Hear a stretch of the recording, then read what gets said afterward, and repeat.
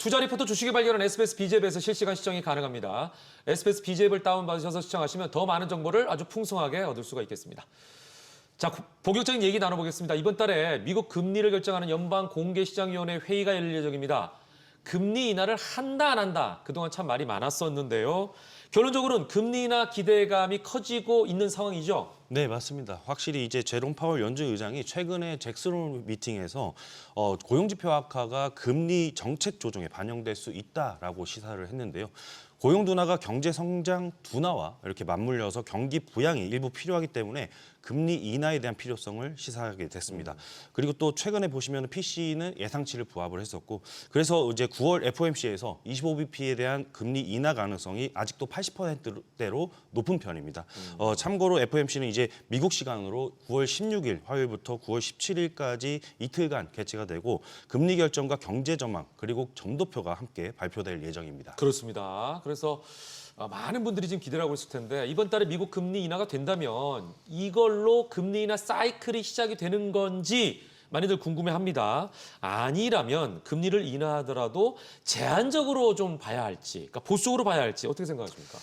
이번 달부터 이제 미국 금리 인하가 이루어진다면 네. 이제 이를 금리 인하 사이클로 이제 시작되는 것이 이제 합리적이다라는 분석이 많기도 합니다. 그래서 올해 하반기부터 시작을 해서 2026년까지 금리 인하 사이클이 서서히 이어질 것으로 전망된다 이런 분석들이 많은데요. 물가 안정이 이제 점진적으로 실현이 되면서 이제 성장과 안정을 추구하는 이런 중립금리 역시도 다시 원래의 자리까지 회귀하는 이런 과정이 나오지 않을까 이렇게 보고 있는데 물론 이제 인플레이션 완화라든지 뭐 경제 둔화 신호를 이유로 해서 금리 인하가 좀 조심스럽게 이루어질 수도 있고 추가적인 경기 침체 위험이나 이런 금융시장 불안 요소에 대한 이런 경계성 심리는 계속 이어질 수 있겠는데 아무래도 그렇기 때문에 이제 금리 인하 같은 경우에는 물가와 경제 상황에 따라서 제한적일 가능성도 존재하지만 작년에 기억하시다시피 이제 미국에서 경기 침체 우려 때문에 네네. 시장이 급락이 한번 나왔을 때 맞아요.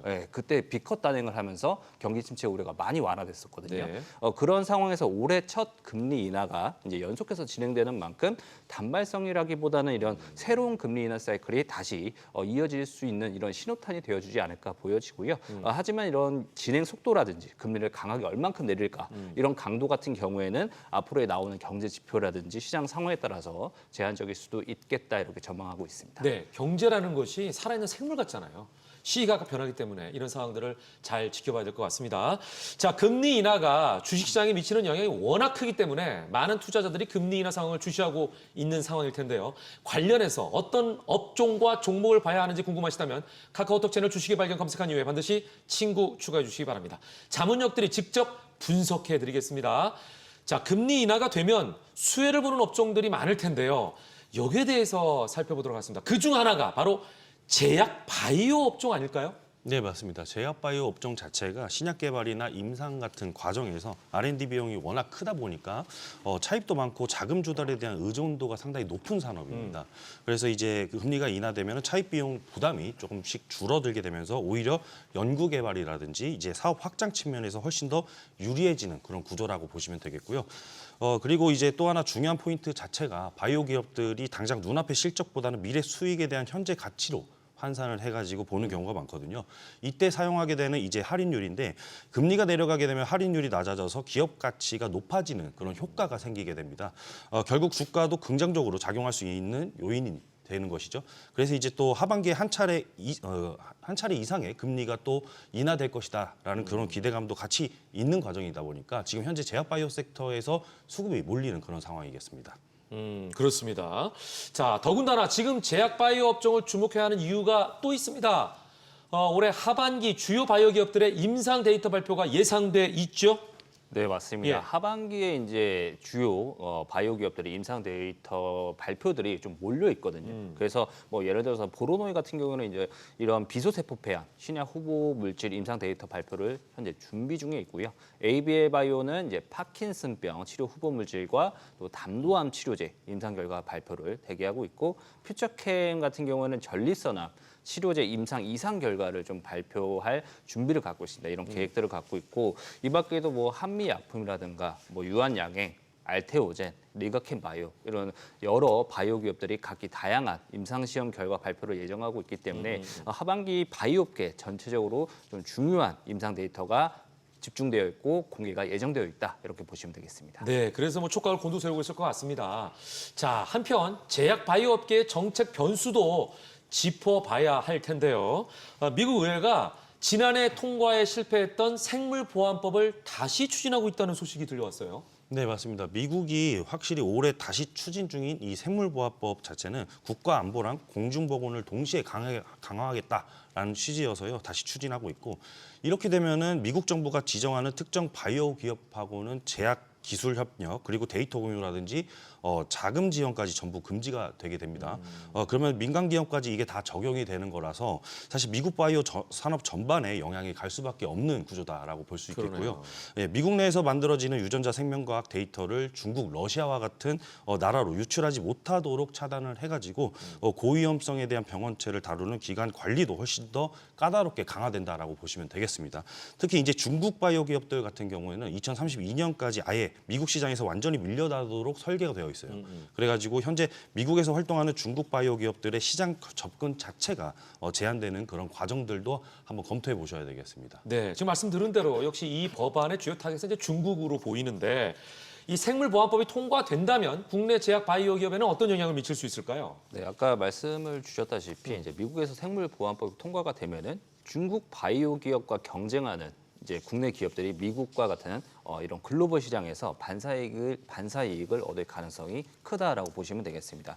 특히 이제 중국의 대표적인 바이오 위탁 개발 생산 이제 CDMO 기업들이 타격을 받을 수밖에 없게 되고 그렇게 되면서 국내 CDMO 기업들이 미국 글로벌 의약품 공급망 재편의 수혜자로서 좀 부상을 할 수가 있습니다. 그래서 하지만 이제 국내 기업들이 중국 공급망에 일부 의존하는 기업들도 있거든요. 그래서 이런 부정적 영향도 일정 부분 존재할 수 있기 때문에 따라서 이런 국내 제약 바이오 기업들은 이에 대비해서 이제 공급망 다변화와 미국 시장 내 이런 경쟁력 강화에 앞으로 좀 더 집중하지 않을까 보여지고 전반적으로 이런 미국과 글로벌 의약품 공급망에서 한국 바이오 기업이 전략적으로 좀 입지를 강화할 수 있는 계기가 되지 않을까 보고 있습니다. 그렇습니다.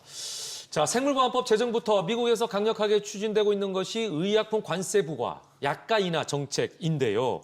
이런 정책들이 글로벌 의약품 공급망 그리고 기업 간의 경쟁 구도에는 어떤 영향을 미칠 것으로 보는지도 굉장히 궁금하네요. 네, 상당히 골치 아픈 내용이긴 한데 네네. 이게 자세히 보시면 우선 관세 부과는 곧 제조원가 상승으로 연결이 돼가지고 예.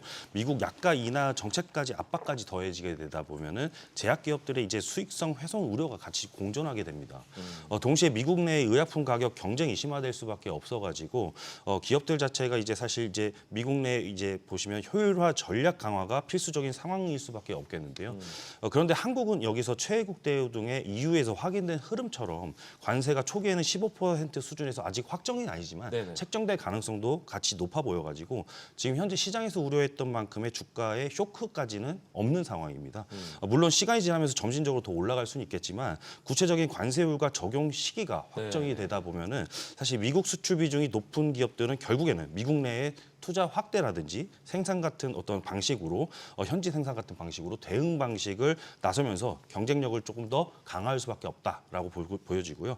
여기에다가 이제 생물보안법 추진 때문에 중국 기업들의 이제 미국 진출 제약이 걸려버리니까 미국과 동맹국의 이제 바이오 기업들이 아무래도 상대적인 우위를 확보할 가능성이 존재하게 됩니다. 그래서 최근에 보시면은 삼성바이오로직스 같은 기업들이 한국에서 좀 수혜를 받고 있다. 그래서 한국의 CDMO와 CRO 쪽으로 주문이 돌고 있다라는 그런 흐름들도 보실 수가 있겠고 결국에는 국내 제약바이오 산업에서는 공급망 다변화 수혜라든지 더불어서 기존 중국 중심에서 한국 중심으로 전환되는 실질적 기회가 열렸다라고 이렇게 전망이 나오고 있는 상황이겠습니다. 네, 물론 뭐 모든 분야가 긴밀하게 협력을 하는 건 맞습니다만 그중에서도 이 제약 바이오 분야만큼 또 글로벌 학회가 많은 분야도 없는 것 같아요. 그죠?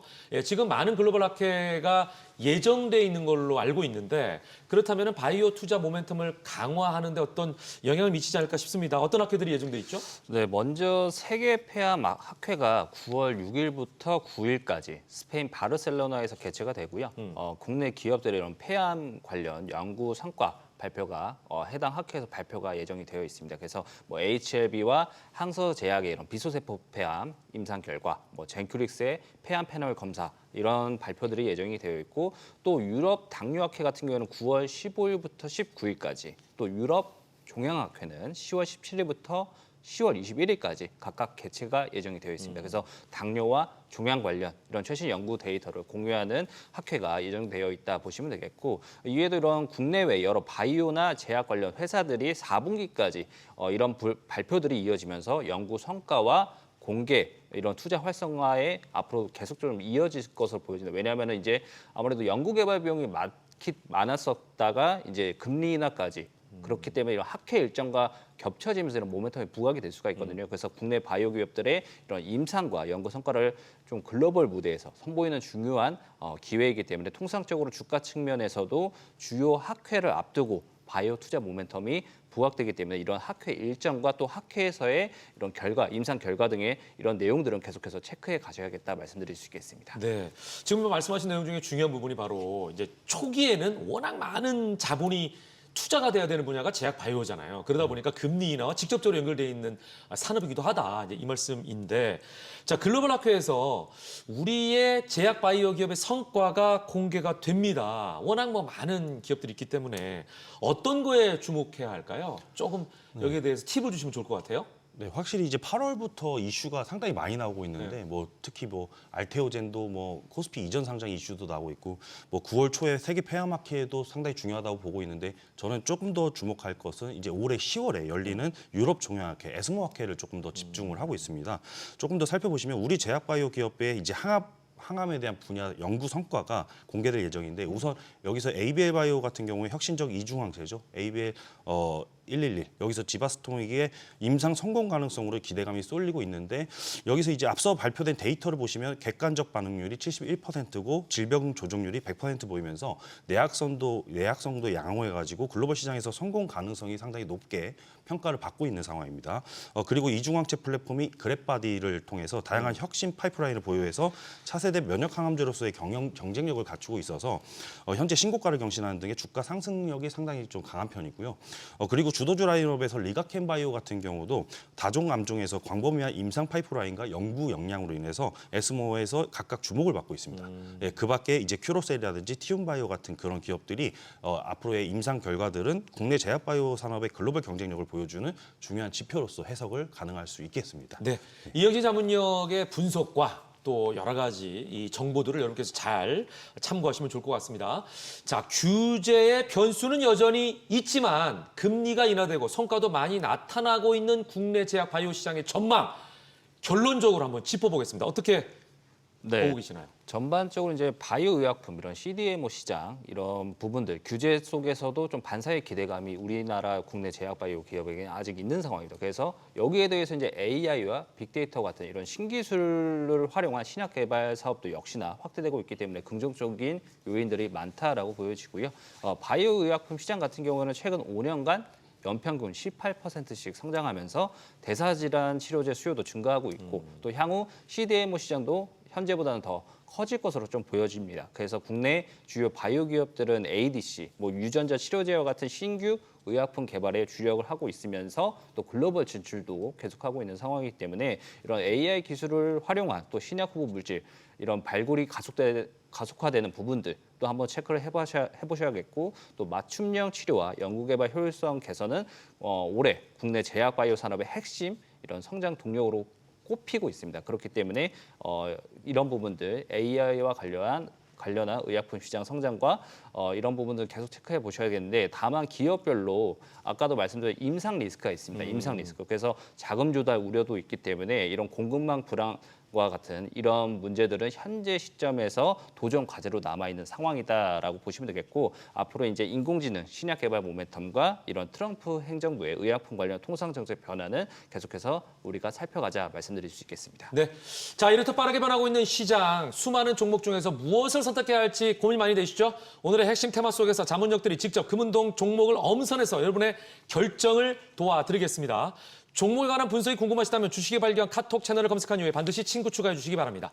자문역들의 세심한 분석과 함께 관련 종목의 리포트도 함께 받아볼 수가 있습니다.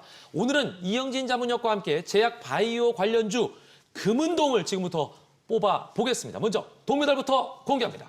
네, 우선 유망주였는데 주가가 크게 빠졌던 종목이 있습니다. 바로 동메달 인투셀부터 시작을 하도록 하겠습니다. 인투셀. 네, 인투셀은 그동안 특허 관련 이슈로 주가가 급락을 했었는데요. 이번에 문제가 된 거는 NXT3뿐이고 사실 이제 나머지 후보 물질은 전혀 문제가 없다라는 걸로 보여집니다. 확실히 회사 측에서도 넥사테칸에 대한 일부 파생체의 특허 이슈가 있었을 뿐 플랫폼 전체에 대한 문제는 아니다라고 선을 이렇게 그었던 적도 있고요. 그리고 나머지 후보 물질에 대해서 문제가 없는 과정들, 여기서 만약에 NXT3가 여기보다 더 좋은 물질이 발견된다라고 한다면은 이번 이슈는 사실상 다 해소가 되는 거거든요. 그래서 이제 회사가 새로 공개한 데이터에 따르면은 이미 이것보다 우수한 후보 물질이 존재하는 것으로 보입니다.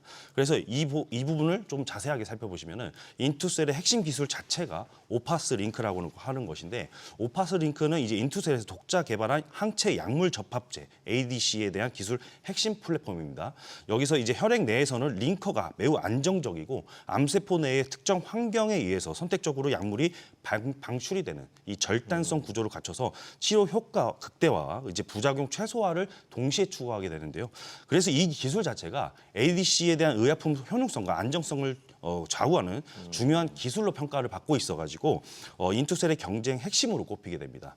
그래서 이제 인투셀은 아직은 그래도 전임상 단계라서 인체 안정성 평가는 남아 있지만은 다양한 동물성 실험에서 안정성과 암 특이성에 대한 효과를 확인했고, 앞으로 이제 삼성 바이오 오피스와의 그 공동 개발 관계도 여전히 유지하고 있다. 그래서 ADC 업계가 앞으로 페이로드 한계에 부딪히는 상황에서 작용기 제한이 없는 링커라는 특성은 ADC 업계에서 굉장히 매력적인 솔루션으로 제공이 될 겁니다. 그래서 실제로 비슷한 플랫폼을 갖춘 그런 리가켄바이오 같은 입장에서도 다수의 파트너십으로 시총 5조 원 이상을 형성 중이죠. 그래서 결국에는 NXT3에 대한 제기된 특허 문제는 향후 이 동사의 애로에 대한 지장이 없다라고 평가를 하고 있고, 또한 곧 공시될 에피스홀딩스와의 증권 신고서에서 공동 개발 현황이 확인이 된다면은 시장 우려가 한 번에 해소될 것이다라고 기대를 하고 있습니다. 그래서 현재 특허 문제로 주가가 눌려 있는 구간, 오히려 저가 매수 기회가 열려 있다라고 저는 평가하고 있습니다. 네, 세포 속으로 인투셀, 누가 봐도 제약바이오 관련주죠. 예, 인투셀이 동메달을 차지했습니다. 자, 이번에는요 은메달 종목을 공개합니다. 자, 이번에 은메달 기업은요 실적 중심으로 가겠습니다. 은메달은 바로 ST팜입니다. ST팜. 네, 동사의 기업 가치 핵심 성장 동력은 뭐니 해도 올리고 CDMO 상업입니다. 예, 원료를 공급하는 임상 파이프라인들이 이제는 상업화 단계로 진입을 하게 되면서 상업화 품목의 매출 비중이 점점 커지고 있는 상황입니다. 특히 8월 21일에 동사가 원료를 공급하는 유정성 혈관 부종 치료제의 FDA 승인 소식에 주가가 다시 탄력을 받기 시작했고요. 하반기에는 중증 고지혈증 치료제와 동맥경화증 치료제의 임상 3상 결과 발표도 기다리고 있는 입장입니다. 또 미토콘드리아 결핍 증후군 치료제도 연내 FDA 승인 예정이 되어 있어서 상업화 품목 수에 대한 증가에 따른 매출 상승세, 성장세가 다시 본격적으로 가시화되는 그런 국면이에요. 여기다가 4분기부터는 역시나 이제 제2 올리고동이 본격적으로 가동이 들어가니까 신규 파이프라인 입장에서도 수주도 꽤 기대가 되는 국면입니다. 이미 2분기 실적을 아시다시피 올리고 매출이 435억 원을 기록을 하면서 시장 컨센서스와 기존 추정치를 크게 상회를 해버렸고요. 다만 3분기에는 일시적으로 이익이 조금 줄어들 수는 있습니다. 여기서 이제 올리고 3,200억 원에 대한 총 수주 잔고를 따지고 보면은 3,800억 원 수준으로 수주 잔고가 꾸준히 쌓이고 있어가지고 안심을 하셔도 되겠고, 상반기에만 총 8건의 수주를 확보하고 있어서 현재 17건의 추가 수주를 협의 중이니까 3분기의 실적에 약간 주춤한 것에 대한 조정은 기회로 작용할 수 있겠습니다. 그리고 또 특히 4분기에는 혈액암 치료제와 상업화 물량이 이렇게 반영이 되면서 매출이 급등할 가능성이 높기 때문에 연말까지 기대감이 꾸준히 있는 기업으로 해석을 하실 수가 있겠습니다. 그렇습니다. 들으신 것처럼 제약바이오주 은메달은요 ST팜이 차지했습니다. 자, 이제 마지막으로 금메달을 알아볼 텐데요. 금메달 종목명은 방송에서 공개하지 않습니다. 오직 주식의 발견 카톡 채널에서만 공개된다는 거 다시 한번 강조드립니다. 금메달 종목명이 궁금하시다면 주식의 발견 카톡 채널 검색한 이후에 반드시 친구 추가해 주시기 바랍니다. 자, 금메달 종목명을 직접적으로 알려드리지 않지만 힌트는 항상 드리고 있죠. 힌트 드리겠습니다. 네, 요즘 비만 치료제 시장이 정말 핫합니다. 지난 시간에 이어서 금메달도 역시나 비만 치료제 관련주로 제가 손꼽아봤습니다. 네. 그 최근 2주 만에 또다시 올포글리프론에 대한 임상 3상에서 좋은 결과가 나온 일라이 1, 2 입장에서는 이전에 비당뇨 대상으로 진행한 비만 환자 임상 때문에 주가가 흔들렸던 것을 상당히 만회하고 있는 상황입니다. 그리고 또 이제 비만 시장 자체가 앞으로 보시면은 중단율이 승부처가 될 것인데 이게 주사제가 아니라 알약이다 보니까 매일 복용을 해야 되고 그리고 또 이제 그런데 당뇨 비만약은 또 생명 유지 필수약이 아니기 때문에 환자가 불편하거나 효과 체감이 조금 떨어지게 된다면 쉽게 복용을 중단할 수 있게 되겠죠. 그래서 얼마나 사람들이 꾸준히 먹느냐가 핵심이 될 것입니다. 그렇죠. 네, 그래서 이제 이 과정에서 부작용을 줄이려고 복잡하게 용량을 조금 서서히 늘려가는 방식. 이것은 이제 타이틀레이션이라고 그러는데 여기서 이 방식을 쓰는데 현실에서는 문제가 생길 수 있다는 점을 인식해 주셔야겠어요. 예를 들어서 환자가 임의적으로 약을 끊었다가 네. 다시 시작을 할 때 타이틀레이션을 제대로 지키지 않는다면은 심각한 부작용이 발생할 수 있거든요. 네. 사실 이제 이것은 바로 실제 사용 환경에서 큰 리스크가 될 수 있다라고 말씀을 드리고 위험하죠. 예, 그런 면에서 월 1회 투여가 가능한 장기 지속형 GLP 치료제를 임상에서 호성적으로 개발 중이고 환자 복용적인 측면에서 편의성을 획기적으로 개선한 이 기업이 바로 경구용 비만 복용 중단 리스크를 확실히 개선시킬 수 있다라고 말씀드리고 이번 금메달 기업은 그래서 앞으로 시장에서 점점 주목하게 된다라고 말씀드리고 싶습니다. 네.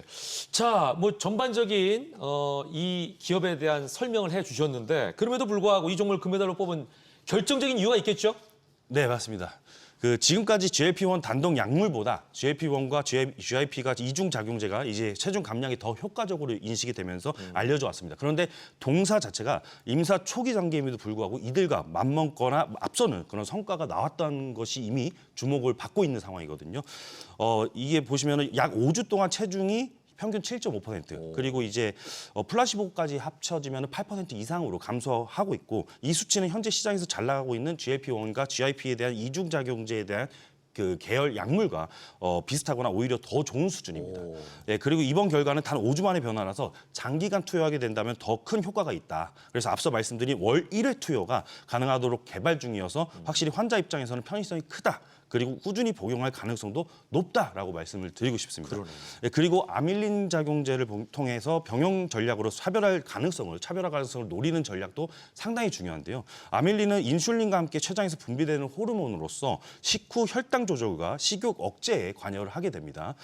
동사는 GLP-1 작용제와 함께 장기 지속형 이 아밀린 유사체를 병용 투여하는 전략을 추진 중이다라고 말씀드리고 이렇게 되면은 GLP-1과 아밀린은 서로 다른 기전을 통해서 체중 감소와 혈당 조절에 더 큰 시너지를 내게 됩니다. 그래서 병용요법으로 체중 감소 효과가 월등히 증가할 뿐만 아니라 부작용 최소화가 가능해서 실사용 환경에서 유리하니까 확실히 기대가 된다. 그래서 아직 초기 단계지만 연말에 임상 1상 결과가 나오는 과정이 있는데 여기서 긍정적인 그 결과가 나온다면 훨씬 더 주목을 받을 수 있다라고 강조드리고 싶습니다. 그래서 이번 금메달 종목의 성장 가능성을 최종 확인하고 있는 그런 중요한 분기점들을 제가 모두 안내드린 과정을 리포트를 통해서 자세히 이제 브리핑 드릴 테니까 참고해 보시고 대응 전략을 세워가시면 좋겠습니다. 네. 이영진 자문역의 제약 바이오 관련주 금메달 종목 궁금하시죠? 지금 주식의 발견 카톡 채널에서 공개하니까요. 주식의 발견 카톡 채널 검색한 후에 반드시 친구 추가하시면 되겠습니다. 종목명은 물론 분석과 투자 리포트, 주식의 A부터 Z까지 모든 걸 알 수 있는 전자책도 드리고 있으니까요. 여러분의 많은 참여 부탁드립니다. 모든 투자의 최종 판단은 투자자의 몫입니다. 현명한 투자하시길 거듭 강조드리겠습니다.